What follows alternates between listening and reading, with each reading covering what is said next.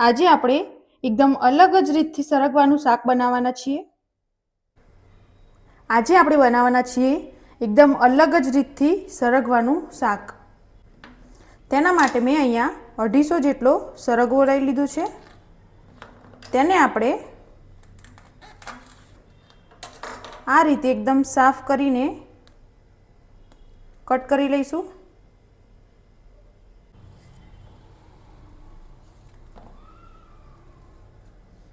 આ રીતે આપણે સરગવાને સાફ કરી લઈશું.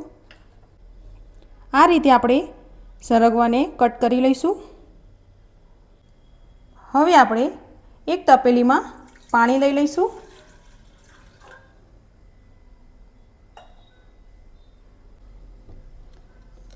તેમાં આપણે સરગવો એડ કરી દઈશું.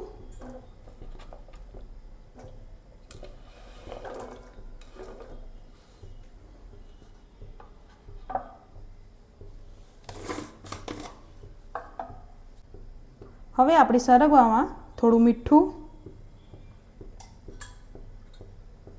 અને હળદર લઈ લઈશું.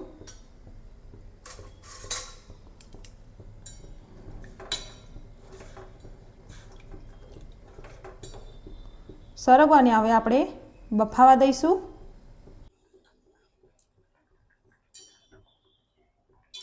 હવે આપણો સરગવો બફાઈ ગયો છે.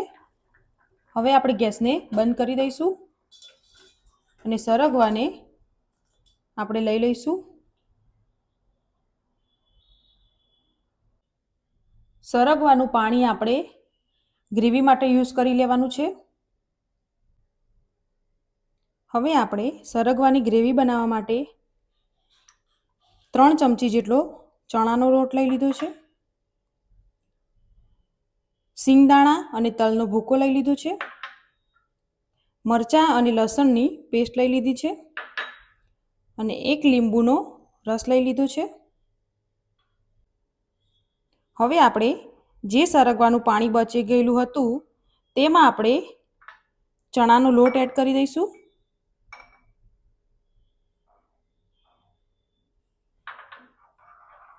તેને આપણે મિક્સ કરી લઈશું.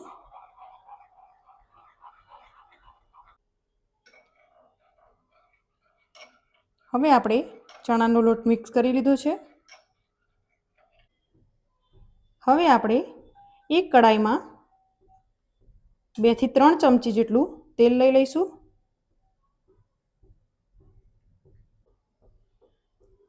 તેલ ગરમ થઈ જાય તે પછી આપણે જીરું નાખીશું. હિંગ લઈ લઈશું.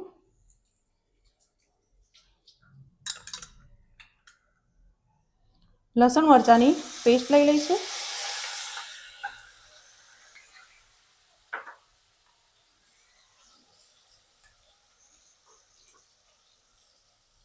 સિંગદાણા અને તલનો જે ભૂકો હતો તે આપણે લઈ લઈશું.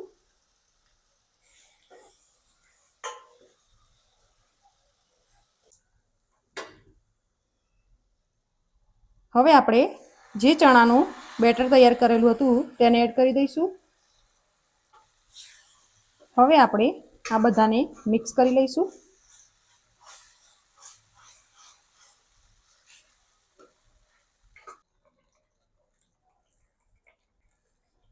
હવે આપણે હળદર, ધાણા જીરું, લાલ મરચું, ગોળ અને ગરમ મસાલો એડ કરી દઈશું.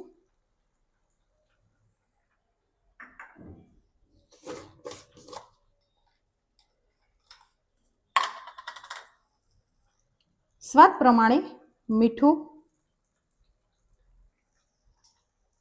હવે આપણે આ બધાને મિક્સ કરી લઈશું.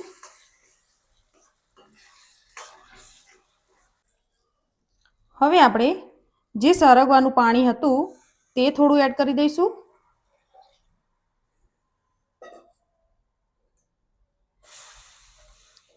અને આપણે હવે મિક્સ કરી લઈશું.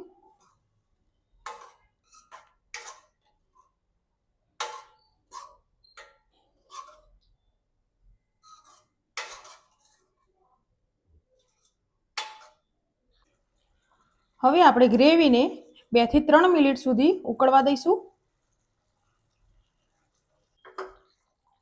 હવે આપણે ઉપરથી તેલ છૂટું પડવા લાગ્યું છે. હવે આપણે સરગવાને એડ કરી દઈશું. સરગવાને એકદમ મસ્ત રીતે મિક્સ કરી લેવાનું છે.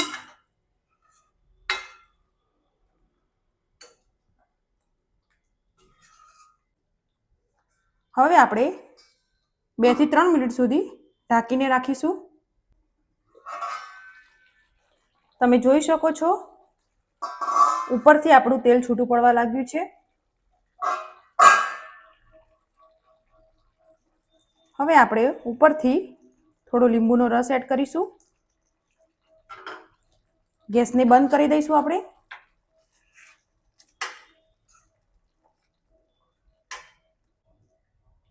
ઉપરથી આપણે ધાણા એડ કરી દઈશું.